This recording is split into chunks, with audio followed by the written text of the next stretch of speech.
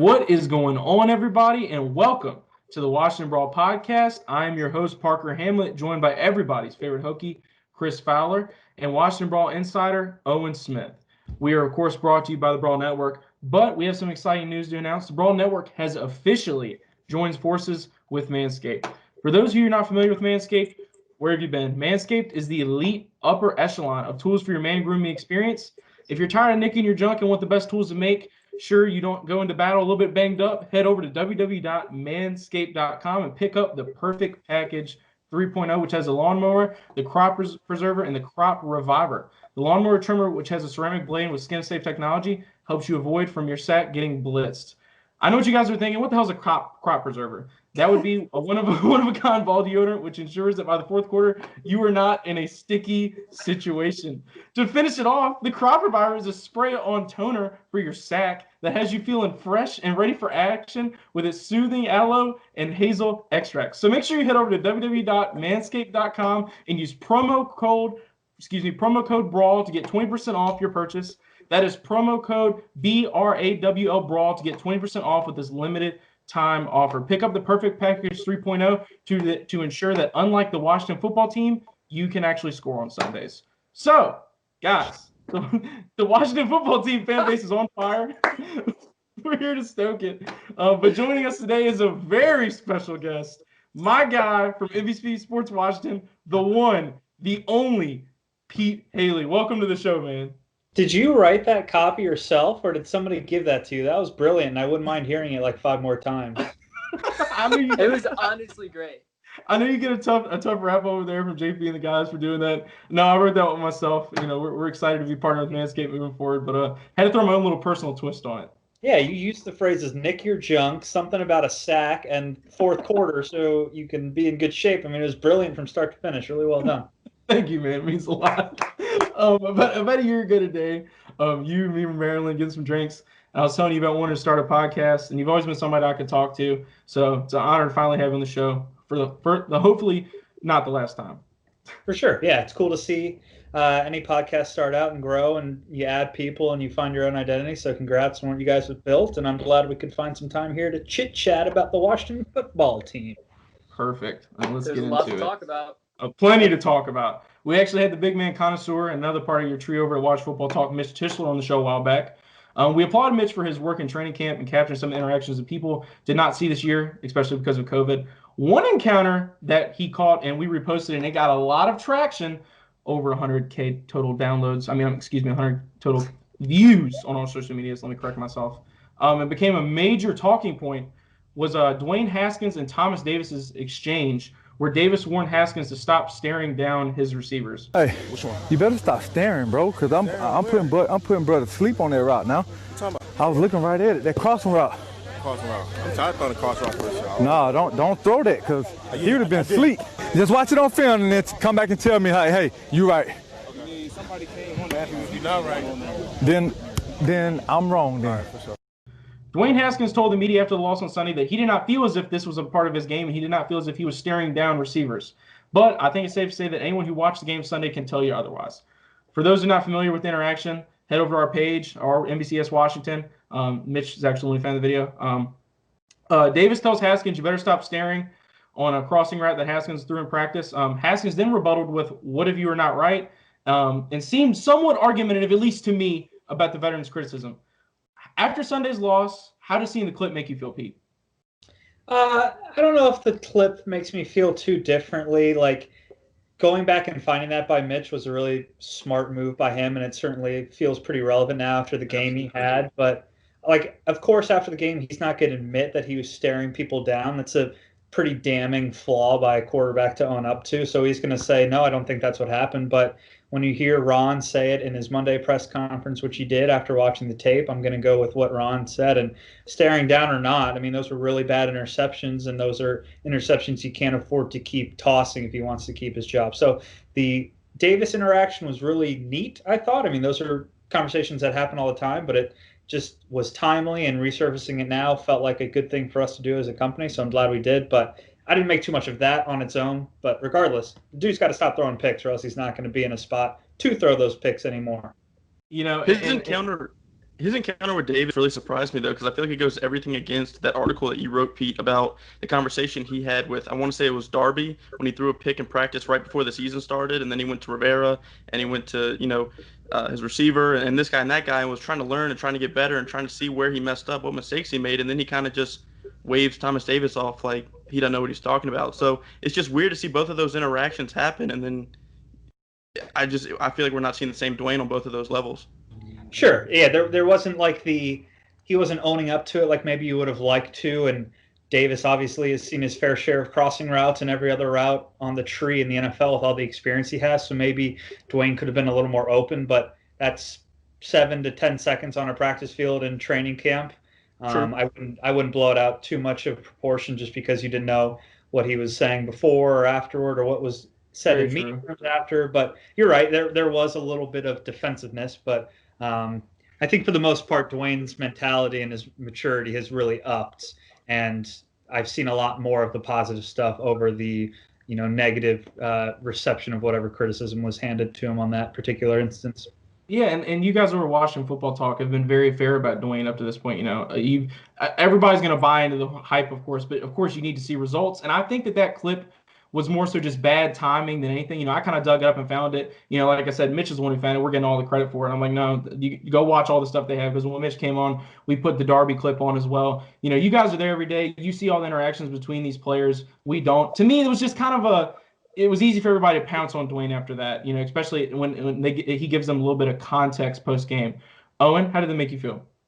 I'm not 100% sure. So I love the clip. And I loved how it kind of painted a story of behind the scenes what we're not seeing. I feel like way too often football is just covered up by what the fans' perspective of it wants to be. Like everyone has their own. I want this football story to be impactful because of this reason. Everyone takes stories how they want to take them, and this really uncovered the behind the scenes stuff. I think in regards to what Haskins said in front of the media, there's more of a solidified idea though. He said, I don't feel like I did that. I feel like if you're going to be a professional quarterback in the league, denying something in front of the media that's that up forward and that obvious, like if he said something about his personal life and he denied that, the media might not have a very full job. But there was a couple thousand people that watched that game that night, and they all saw him staring down receivers. If you're going to just deny something, I would say something like, the adrenaline got to me. I'm not 100% sure what happened on that. It's all about accountability. Yeah, like you have to be accountable, but you also kind of have to be like, I'll go back, look at it, and fix those mistakes. You can't just straight up deny it. You have to be accountable and good with the media. I know John Keim actually responded to us and stated that Davis did have a conversation with Dwayne later, and that him and Haskins cleared it up. But you look at Sam Darnold, who said after the New York Jets loss this past weekend that he has to play better and be more consistent to win in this league. Is not seeing that type of response from Haskins alarming to you, Pete? Or where are you on your panic level when you don't see Dwayne handling criticism well this early on in what's supposed to be a rebuild year? I think he's handled criticism pretty well, and I would imagine when we talk to him later this week, there might be a little more awareness of what he did on Sunday. He might be a little more forthright. But again, he sat down at the podium with us on Sunday, 20 minutes after the game wrapped, and he didn't have time to process everything. And maybe he said the wrong thing, but I'm not going to hold it against him. Overall, I think he's been pretty accountable, and he said I was trying to do too much. That was one of his later answers. And regardless of whether he was staring or not staring, he knew he was trying to do too much and force balls into tight spaces. So it's weird. I was more alarmed of Dwayne's mental side last year as a rookie. I was worried about how he handled the media. I was worried about how he took losses. He took some of those losses really, really hard. This year, I'm more worried about the physical side. I think he's in a better spot with his head, but I'm worried about his mechanics and his accuracy and those things. So it's weird to see those flip. And now I'm doubting what he can do on the field more than how he can act as a pro off of it. It's an odd switch, and he's got to get both those things synced up to really succeed.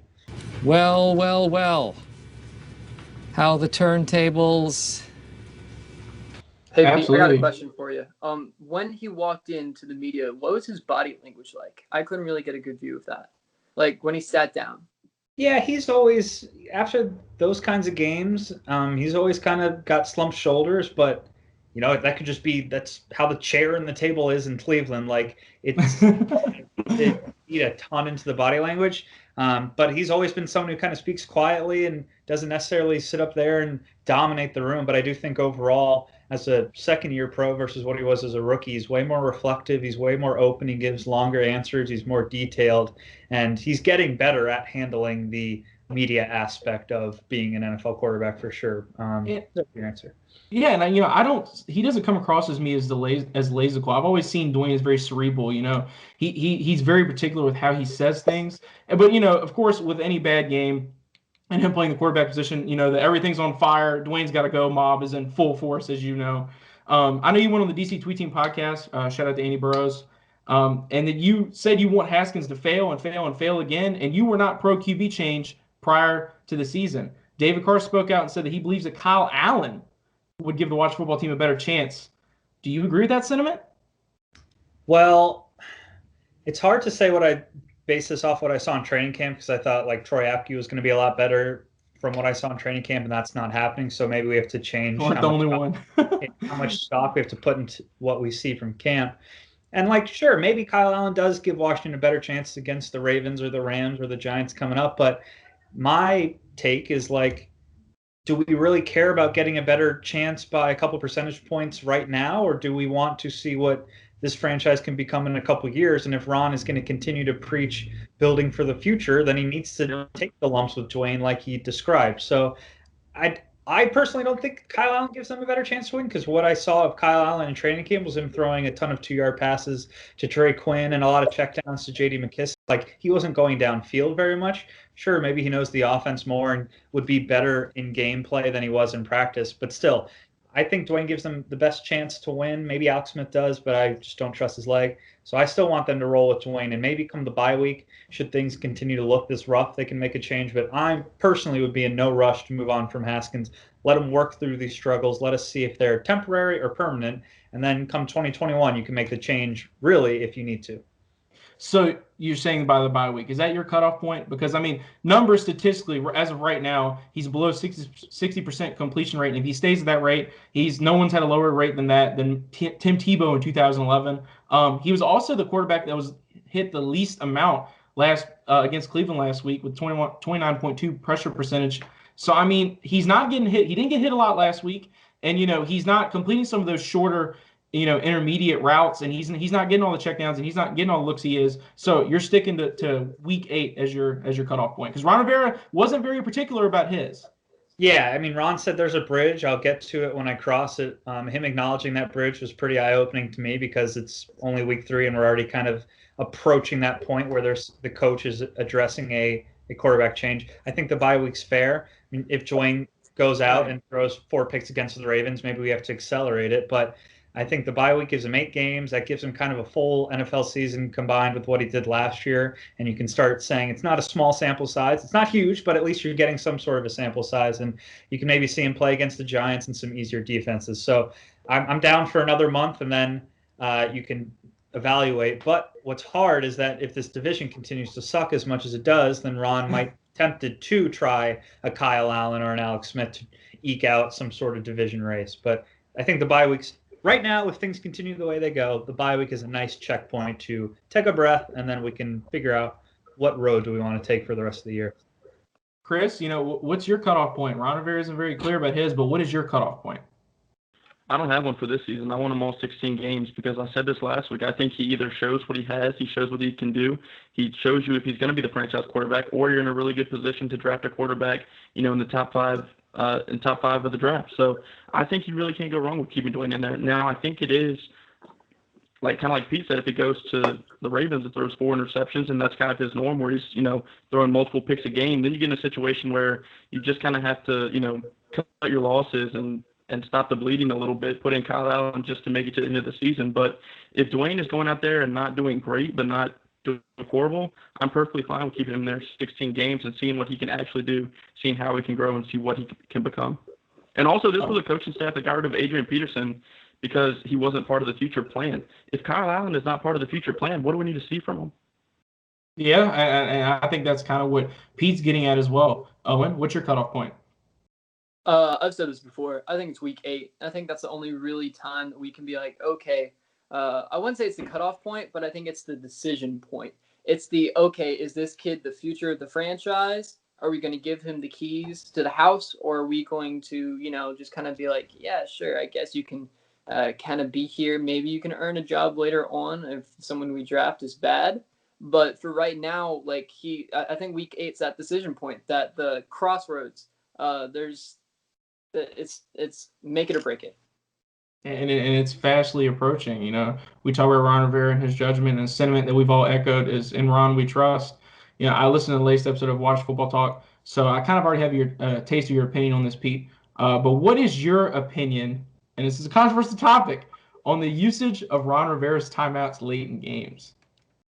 Yeah, if those like surveys you get at work or at school where there's a bunch of questions and there's 5 boxes and it's strongly agree, disagree, and strongly disagree. Like, this is the first thing that Ron's done where I can check the strongly disagree box, and I'll give him credit. He has his line of reasoning and he's sticking to it and he's being consistent. And consistency is not something a lot of coaches have had with Washington in the past, but it's odd to me that you're saying Dwayne needs the reps, but then you're sacrificing some of those reps at the end of games to make sure you guys. Thank you. Like, I don't know.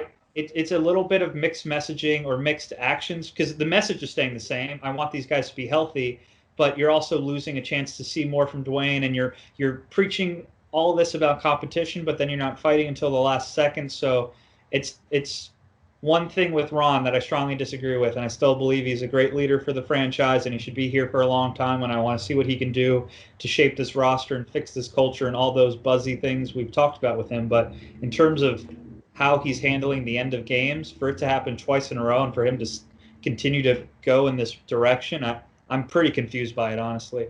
And it confuses me too, because you heard all the sentiments we heard throughout the offseason of fight, discipline. And you would think that in the last 2 minutes of a game, Ron would be eager to get Dwayne Haskins out there when the defense is playing prevent, and he can kind of get some feel-good points going off the field. And we kind of make fun of teams for tanking in a sense. And essentially, with 2 minutes left, down 2 scores, for you to pretty much concede, in a sense, you're giving up, and that rubs a lot of people the wrong way, not just you and me. I know Owen says that we're not in a win now mode, and you want to preserve players from getting injured, but it's hard for you to kind of echo those sentiments of, well, work hard, play for each other, we're trying to win this division, and then do things like that. And something Rivera said on Monday was that a lot of guys perform and play hard, and they deserve better. Do you feel as if that kind of contradicts the point of him reiterating that he's not playing to win in 2020? Yeah, it's a tough thing that he's juggling, where he knows he's here for 3 to 4 years at minimum, hopefully, maybe many more. But he has assistant coaches and he has guys in contract years who are very, very worried about winning in week 4 and then winning in week 5. Like, I think he's gonna kind of back himself into a corner maybe where I don't know if he'll lose the locker room, but it's hard to sell John Bostic and Ryan Kerrigan and Landon Collins on waiting for a quarterback, for instance, to develop when those guys are laying it on the line on defense and trying to do what they can to keep the score down so that their offense can go out and score. And you're going to tell them, no, guys, you tried hard. Thank you for your effort, but we're building for the future. And they're going to look at you and say, Coach, I don't really have a future. I need to win right now and take care of business right now. So I admire him for being so honest about this rebuild, but it's unique to hear an NFL coach be so forthright about his long-term plans and kind of not necessarily go all in the immediate play. One thing's for sure, he definitely has control. And a lot of people are wondering, why his sudden change in attitude after the way he talked on Sunday. Chris, what do you think was the reason for this? Do you think maybe he watched film, got a chance to kind of look at things? Why do you think his outlook changed so suddenly within 24 hours?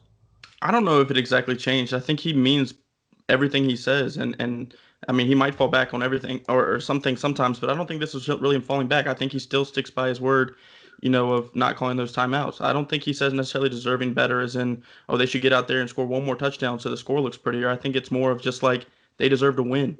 They deserve to put a quality product out on the field and deserve to play well. And see, my thing about the timeouts is just like either way, you come away with a loss. Like these guys want to win now, true. Dwayne probably wants to play better, true. But either way, you come out with a loss, and the result is kind of still the same. Your division standings are still the same, and your chances for the playoffs are still the same. So I think it's one of those things where, and this might be a bad comparison, but those coaches that always go for it on fourth down in like high school and stuff, like common sense tells you no, but the football analytics behind it tell you like that's the best percentage. I feel like that's the same thing with it. Like as a fan perspective, you're like, man, go for it, fight to the last second, and it might And have to they do a did lot with that, like they it did that might have during to the do a lot game. with the psychology of like the locker room, but at the same time, if the percentages tell you, one of your big players could go down with an injury in these last 2 minutes that don't mean anything, I just feel like that's a hard thing to risk. And I understand all the points you're making, but I'd be perfectly fine if he called those timeouts and try to put a drive together, and I'm okay with him not calling the timeouts and just letting the game fizzle. So I really have I'm really standing by what we've kind of said all this time, and Ron we trust. I 100% agree with that, Chris. That's spot on analysis from you. I think another thing we got to know. I like Chris. He seems very smart and intelligent and reasonable. Chris, keep it up, man. You're doing well over there. Congrats, Appreciate it, man. It's an honor. I think I 100% agree with him. There's definitely something going on that we don't know 100%. I think that Ron has that experience to know when to pull things, when to not do things, when to do things. He's that veteran head coach that we've needed for a long time. In case you guys didn't know, Jay Gruden was only an offensive coordinator for 3 seasons before he was hired as the Redskins head coach. And now we have Ron Rivera, who's the Washington football team head coach. He has the seasons. He has the experience on the field. He has all of it. That being said, we're also going at this from the perspective as if it's a normal year. This is not only a new team president, a new head coach, a new offensive coordinator, a new defensive coordinator, a whole lot of things. Dwayne's third offensive coordinator. Yep. A whole lot of things that make a difference on a team, but we're also dealing with a season that had a pandemic that locked out a lot of players from getting in their normal reps during the offseason. We've seen a tremendous amount of injuries this season because players weren't 100% healthy as they were before, and they pushed themselves a little bit too hard, and coaches pushed the players as hard as they would in a normal season. I think Ron's probably going to try and ease us into the season. He knows we're not in a place to win the Super Bowl, as I've said before, so he's probably going to try and ease us into a place where we can be more aggressive and where our players are more physically available to play full timeout, 2-minute drill, fast-paced, hardcore game without rest. The Washington football team is currently first in the NFC East, and that will definitely fool a lot of people. But I mean, it makes you wonder what's going on in Ron Rivera's head, and is he trying to, batten down the hatches and prepare this team to possibly win the division? I mean, these are a lot of tough situations he's being put in.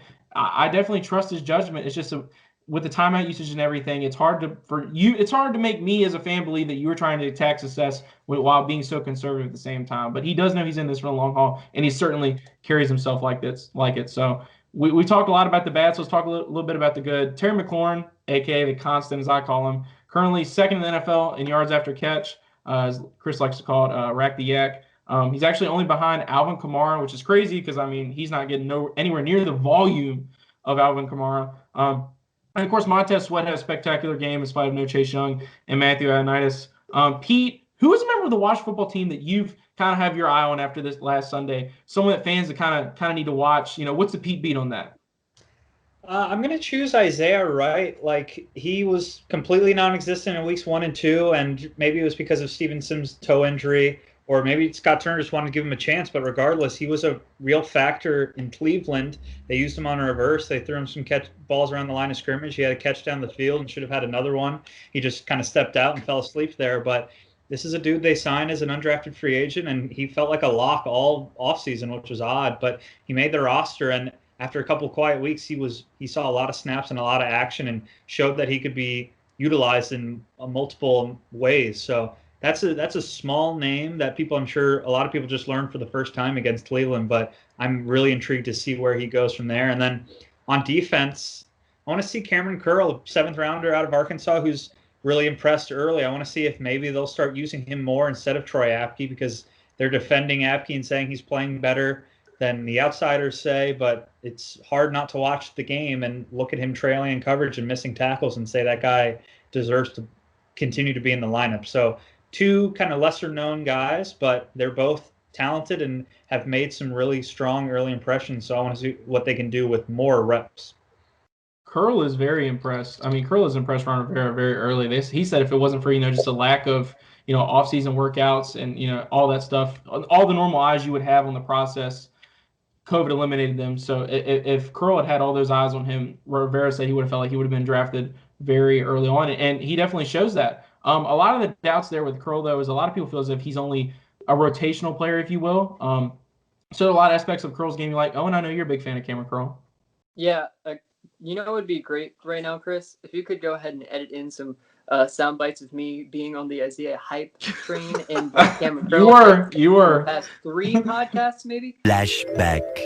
That if this offense is going to succeed, we need a guy like Sims in there. I mean, like, who do we go to at this point? Isaiah Wright, baby. Come on, man. You got Isaiah Wright. Isaiah Wright, baby. Honestly, the most ideal thing that can come out of this week is if Sims doesn't play, AGG finally sees the field for more than like 10 snaps.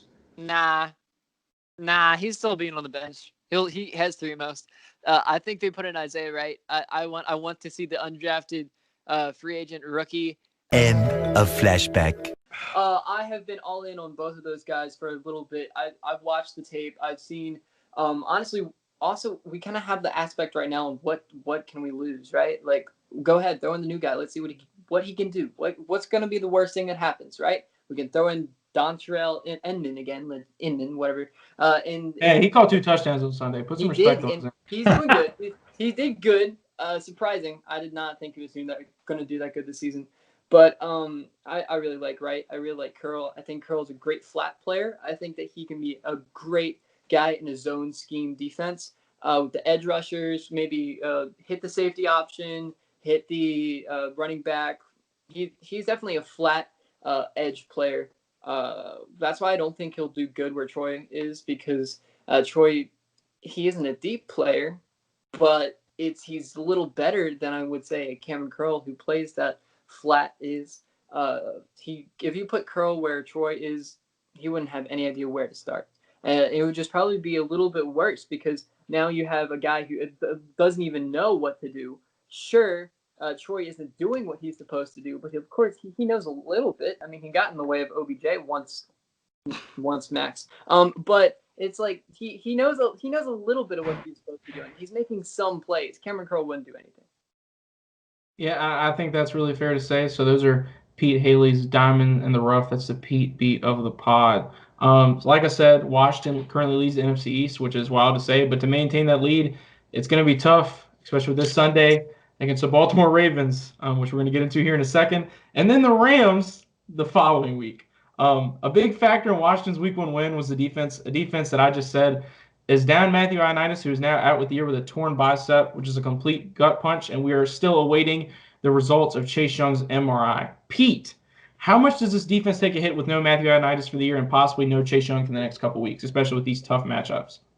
It's a giant, enormous, massive hit without Ioannidis. Like, he's a player still that hasn't really reached national status that he deserves to be at, but in terms of per snap productivity, like, he's up there with the top interior linemen, the Aaron Donalds and those kinds of pass rushers, the Fletcher Coxes of the world. So, you know, that when that scrolls across the bottom of ESPN and NFL Network, fans of other teams may say, "Oh, that sucks," but like, I think people in the area know it's a enormous factor, and it's going to weaken their best unit. Luckily, it's still their best unit, and Tim Settle's back there, and that's someone the coaching staff is really fond of. But even if Settle balls out, I think it's still going to be a step down. But hopefully guys like Deron Payne, John Allen, and Chase Young, whenever he is healthy, can pitch in and try and make up as much as they can for Ioannidis' absence. Yeah, and then there's Chase Young as well. You know, I mean, we bring up Nate Orchard, sign him to the active. Kind of scared to see those MRI results. You were somebody who I saw personally buy into the Chase Young hype pre-draft. How much do you think this defense misses him as well? Yeah, I mean, buying into the Chase Young hype is like buying into Amazon. I'm not exactly going to brag about it. That dude's a badass, and it's easy to just say, yeah, he's a badass. So I'm not going to claim that I'm a genius, but I mean, it would be huge to lose him too. I'm not breaking any news here, guys. Like, it's good to have Chase Young on the field, and it's bad when it's not. And it's been pretty evident early on that he's one of, if not already, their best defensive player, and teams really respect him. So it seems like the franchise believes it's not too serious, which is a relief. Whether that means he's back against the Ravens or back in a couple weeks, I don't know. But we'll have to wait for those results, and whatever they are, hopefully we get the pleasure of watching 99 ASAP, because it's going to be one of the best things we get to do as supporters of this team for the next decade or so. Definitely for this season. I mean, every time he was on the field, man, he was in the middle of every single play. But I'm really glad you highlighted Ioannidis right there because he's been a huge contributor for this defense for years, and I don't feel like he gets that national gratification like he should. He was the only Washington football team member that I really felt like deserved to be in the top 100. His numbers have been extremely consistent. He is a force on that defensive line, game in and game out. Like you said, Chase Young, certified badass, probably the best player Washington football team's drafted in a very long time, definitely since Sean Taylor. But we're going to find out what this unit is made of sooner rather than later because this Sunday at FedEx Field, the Washington football team hosts the reigning MVP of the National Football League, Lamar Jackson, and the Baltimore Ravens, who are fresh off of a crushing primetime defeat to the Kansas City Chiefs. Well, definitely nothing to be ashamed of. Pete, I saw you tweet that you wouldn't want to be the team that plays the Ravens after that loss. Unfortunately, the team that does play them this week is the Washington football team. So, what are some things to keep an eye on in this matchup? Is there a scenario where you can envision the Washington football team coming out on top? Yeah, like it would have been really nice if the Ravens won Monday night and like blew out the Chiefs maybe, and then they kind of just started feeling themselves. But the fact that they kind of got stomped and Lamar had a really putrid game makes me quite worried about what's going to take place at FedEx Field. I don't necessarily know if I see a scenario where Washington comes out on top, but you saw it with the Giants against the Patriots in those Super Bowls, and certain teams, the Eagles did it too. When you have a really good defensive line and you're able to rotate, and those guys are all on it in a certain weekend, like that can be enough on its own to take out a really potent offense. So you're telling me there's a chance? Yeah! So it's going to take a lot from Dwayne. I mean, that offense is going to have to put up a ton of points, and they haven't shown the ability to do that. But if somebody wants something to be optimistic about, maybe if Chase Young's out there and Payne and Allen and Kerrigan and Settle and those guys get going, and they can at least harass Lamar and keep him contained, then maybe at least the scoreboard will be close. But you can't beat the Ravens if you're not on your A-plus game, and Washington hasn't really gotten close to that since the opener at all. Yeah, Haskins and company would essentially have to play a perfect game. And to me, the story of that game wasn't that the Ravens were bad. It was just the Chiefs are that good, And I mean, the Ravens have a bunch of exceptional playmakers, all-pro tight end Mark Andrews, who kind of let Lamar down a couple times. He tried to find Hollywood Brown a couple times, didn't really have much results there. Just Patrick Mahomes, man. I mean, just playing on another level. That touchdown to McCole Hardman was just one of the best throws I've ever seen. And I didn't think that loss made the Ravens look bad at all. But just some statistics here as far as the Baltimore Ravens are concerned. When the Ravens are down, actually the Ravens never come back from a halftime deficit. With Lamar Jackson at quarterback, they are 0-6 all time. And the Washington football team might be the worst first half football team I think we've all ever seen. How vital do you think it is, Pete, that the Washington gets off to a hot start against the Ravens, and how can they do that? That's why the Cleveland loss was kind of disappointing, because they did get off to a decent start. I wouldn't call it a hot start, but it was like lukewarm. Like you wouldn't wear like a sweatshirt with that start. You would get kind of hot. So it was an improvement. Yeah, it was a step up, and they scored the first touchdown, which they never do, and they scored first, which they rarely do. So I like the creativity that Scott Turner had with the offense. They got to replicate that. They got to continue to make Dwayne as comfortable as possible. And that's an interesting stat you brought up. I mean, try and get to the half with the lead and let that defensive line eat. The problem is the quarterback they're facing is exactly like the one they face in week 2, a guy who can really run, and he's better than that guy, and they had a hell of a lot of trouble with Kyler. And if you had trouble with Kyler and 2 weeks later you're facing Lamar, I don't know if there's enough time to fix all those issues. So, again, there is a formula. It's get out to a lead, let the D-line eat, try and control the clock, but executing that formula is a hell of a different task than just knowing what it is. Yeah. If I'm Scott Turner, I'm drawing up plays for Jerron Christian and Ryan Anderson to score this week. Exactly. The fullback in the end zone, get the left tackle, right tackle. Deron Payne in there. Deron Payne. Right. He had a touchdown as a fullback in college. I'd love to see him get one. That would be great. Well, you better save that for your bold predictions, because now I hear that. So, Owen, what is your key to victory against the Baltimore Ravens for the Washington football team? What's my key to victory? Don't create turnovers, which is that's honestly what I can say right now. I don't think it's likely, unless for some reason Dwayne gets one of the mushrooms from Mario and just all of a sudden grows to be like the giant quarterback that we need him to be right now. He needs to not throw interceptions. He needs to not screw up handoffs. Antonio Gibson needs to not fumble. This is an offense that will take advantage of you screwing up, and they will run out the clock and they will score on you. It's just what they do. We can't create we cannot create turnovers, and we cannot make simple mistakes like we did last week. Yeah, that is definitely. If you think the Browns will capitalize off your mistakes, the Ravens will do it tenfold. And on their first drive last night, you didn't see many passing attempts, so their running game is as advertised. You have rookie J.K. Dobbins from Ohio State, Mark Ingram, they're both splitting the load back there. A little bit of committee they got going on. And not only that, you have to account for Lamar Jackson, the MVP, as a runner. And like Pete said, we didn't really see good results from Jack Del Rio and that defense when they took on Kyler Murray a couple weeks back. So that definitely spells problems for us. Chris, down Chase Young, Matthew Ioannidis, how does this defense contain Lamar Jackson? Basically, they just want to not let him escape and then tackle him once he doesn't escape. That's really That's what I need them to do this week. That's the key to victory. But that's fair. Dude, I don't know. I mean, we talked about it with Kyler, was basically just not giving him an avenue to run, keep him from getting outside the pocket, don't create lanes inside the pocket. But we also saw Lamar last night. I mean, it looked like Kansas City was bringing the house on every play, and he found a way to escape. Now, his passes weren't always spot on, so I guess if I had to say anything, it's just disrupt him enough to where his passes are inaccurate. But I just feel like if we're down Chase and Ioannidis with the mobility of Lamar Jackson, that's just going to be a tough task to accomplish.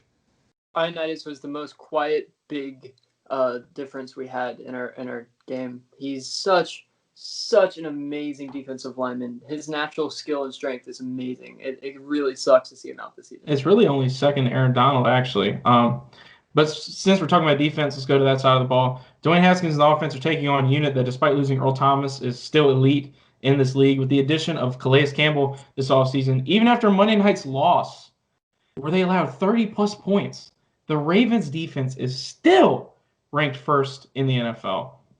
Do you guys see this being that bounce-back game for Dwayne, or are we in danger of things getting a whole lot worse? Pete, I'll start with you.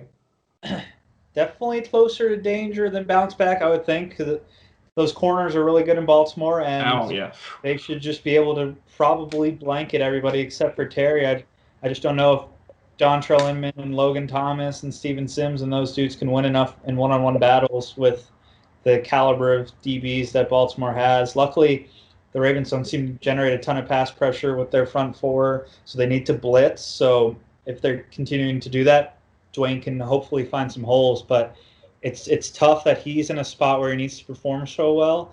And, you now have to play one of the greatest teams in the NFL with the MVP, and then after that you have to play Sean McVay and the Rams. It's an unfortunate that he can't get a matchup with the Giants or a lower tier team, but that's life as a pro. You need to beat the best to continue to keep your job, and you got to play who's on your schedule. And for Dwayne, who's on the schedule, it's the Baltimore Ravens. Yeah, I don't think the timing of that could have been any worse. Chris, what about you? Yeah, I don't see it being a bounce back game. I really hope it's not any worse than last week's game. I think, I think you can go ahead and give him 5 turnovers because the interception, it would have been an extra interception if Isaiah Wright didn't make that play. If it's another 5 turnover game, we've got some big problems in our hand, but I really feel like that's not even out of the question. I feel like that could definitely be a possibility. So bounce back, I don't know. Better, maybe. I just want to see improvement, honestly. I want to see him, if he's not getting first downs, that's one thing, but turning the ball over on every other possession is just, you can't win games like that. So I think you're expecting him to have a tough game, but you have to see him be a better quarterback and all. And, I think Dwayne showed some good moments against the Browns, honestly. People are going to trash his performance just because of the overall product that they got at the end. But, I mean, he had some great throws to Dontrell Inman, 2 really big pro throws. Still kind of stared on some of them. But, I mean, he put the ball where it needed to be. Found the end zone more often than he has, in previous outings.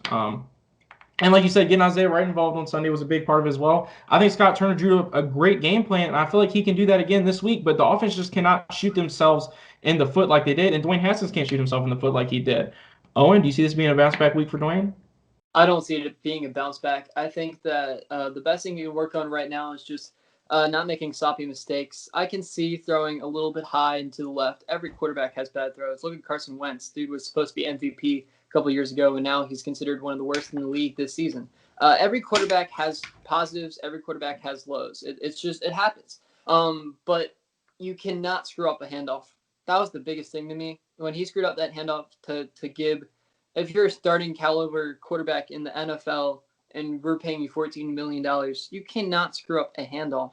And that What about was overthrowing the screen? Oh, that was a lot worse. There was I don't know. I feel like, to me, overthrowing the screen, it happens. I've seen Carson Wentz do that. I've seen a lot of like pro one-time elite quarterbacks overthrow screens. Everyone makes mistakes when it comes to throwing in the NFL. Consistency is key. He needs to work on his consistency in the positives and limit the negatives. But you can't screw up a handoff. That's how we're going to win against the Ravens. If we cannot make sloppy mistakes and we can play like a starting caliber at each position, which we haven't. We've had some positions on defense, safety in Troy.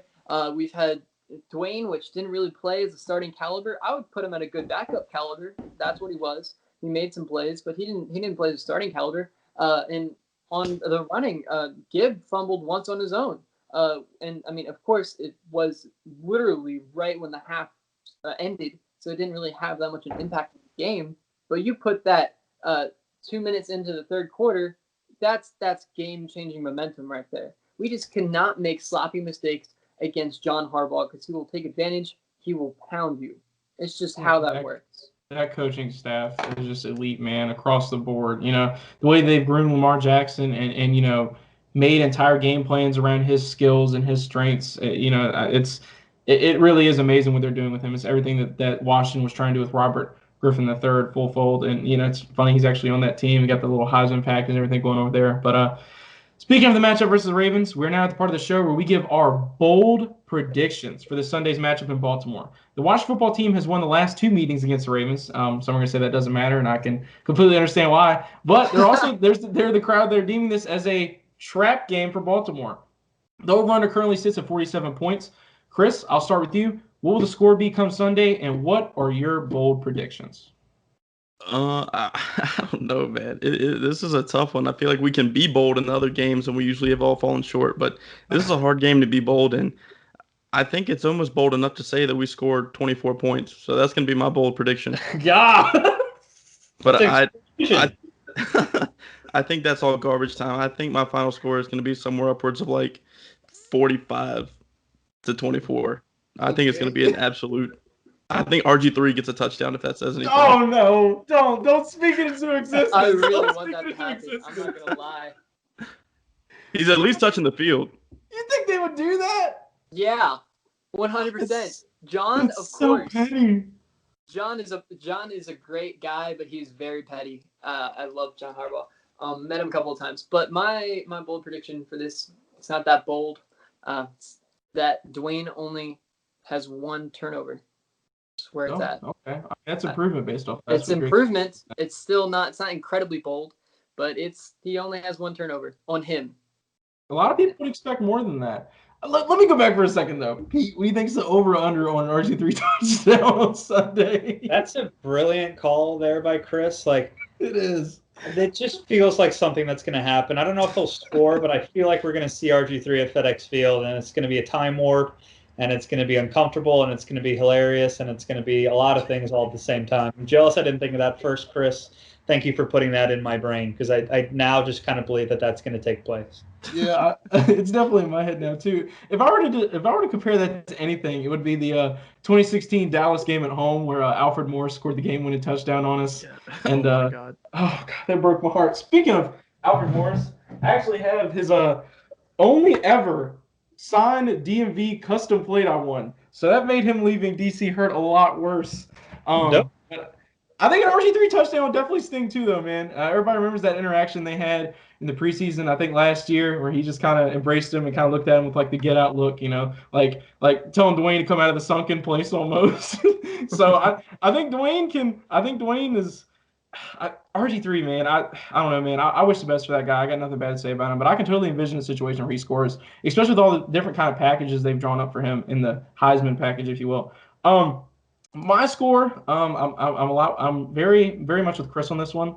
I see it getting really ugly. I see Baltimore winning 41-13. I think they're going to take it out on us, man.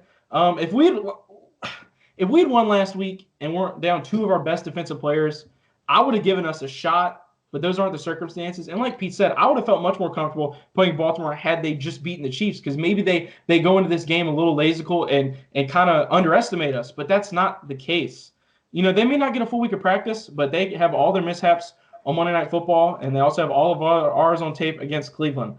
I think they're going to make Haskins throw the outside of the numbers like Chris talked about last week, and that's definitely not his strength.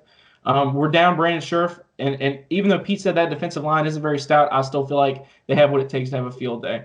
I think the Baltimore's just going to shove the ball down our throats and, like I said, take the game out on us. My bold prediction, Dwayne Haskins will not be playing past halftime. I think that the Ravens are going to get up very, very early. And if Ron Rivera has been preaching this whole I'm playing for the future thing, I'm playing for the future, I'm trying to protect my guys, if the Ravens are up by an insurmountable amount of points and, you know, we're not moving the ball, why keep your starter in there? It doesn't make sense to me. I don't think it's going to be because of Dwayne's inadequate play. I think it's going to be mainly because we just cannot keep up with them, you know? Because whereas the Chiefs kind of play good on defense, I feel like we're going to allow those passes deep just because of, you know, our play in the secondary. I think that's really going to hurt us. Go ahead, Owen. Please explain. I wanna know what you think happens after we take Haskins out. I want to see. What do you think? Do you think Alex Smith comes in? Do you think Kyle Allen? I don't envision a situation where that happens. Kyle Allen? Okay, then what do you think happens? What's his stat line? Give me a Kyle Allen stat line. Kyle Allen stat line? Well, that's actually a really good question. I think I think he would finish with over 100 yards, maybe a touchdown. I think all the points are going to come late. I'm not saying we're going to get shut out in the first half. I think we're going to score on one drive, but I think at some point that offense is just going to blow open, man, and they're going to be clicking on all cylinders. You guys remember that Miami Dolphins game last year? I think it was Baltimore's opening week where they were just all their receivers 40 yards down, one touch. Yep. You know, they would run the ball. There was nothing they couldn't do, and I can promise you guys this, and I don't even think this is a bold prediction. Lamar is going to have a signature play on Sunday. I don't know who he's going to embarrass, but he is going to make an example out of someone. Like I said, Brown's gonna have a signature play. I can see that. Hockey. Yeah. Oh, geez. I don't even want to think about Troy against that offense, man. It makes me want to throw up. But that's all the time we got for today's man. All the time we got for today, guys. Pete, thank you so much for coming on the show, man. I hope we can meet up again at some point during all the craziness that is COVID. I hope you and Kim are doing well, and I'll be sure to tell Sophie hi, even though because I don't want her to leave you hanging. Yeah, I'm still kind of bitter about her, so we gotta patch up that relationship. But thanks again for having me. It was fun. You guys are a good time, and I appreciate the invite. Yes, Sophie is also 3 for those of you who don't know. Yeah, so he's my 3-year-old daughter. Just put a little disclaimer in there. That we met up to drink with him last year. Pete went to give her 5, and she left him hanging. It was brutal. You hate to see it, so. I did. But thanks again, man, for coming on. We appreciate you. No problem, dudes. Good luck in the future. Thanks for having me. That's all the time we got for this week. So make sure you guys leave a rating or review, whatever you're listening to us on. Make sure you give us a follow on all socials, Facebook, Instagram, Twitter, at Washington Brawl. If you can't find us, click the link tree in our bio for all your Washington Brawl needs. Head over to www.brawlnetwork.com and read Washington Brawl lead writer Dave Operman's latest on the Washington football team. Also, while you're there, pick up some of the Washington Brawl merchandise and rep your boys. Also, check out this episode and other episodes of Washington Brawl on YouTube, as well as our Washington Brawl Madden 21 Game of the Week series. We'll come to you guys immediately after Sunday's loss. The game, and give our reaction to the Week 4 matchup against the Baltimore Ravens and give some post-game analysis. Until then, enjoy your weekend. Make sure there's nothing fragile around you on Sunday. This has been the Washington Brawl Podcast, presented to you by the Brawl Network. Peace.